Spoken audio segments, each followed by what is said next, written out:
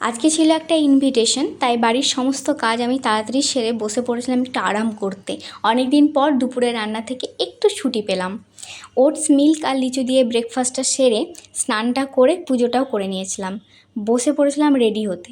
Invitation বাড়ির কোনো video বা ক্লিপ আমি নিতে পারিনি, কী খেয়েছি না খেয়েছি, কারণ আমার ভীষণ লজ্জা করছিল। প্রথম প্রথম ভিডিও বানালে মনে হয় এরকমই হয়।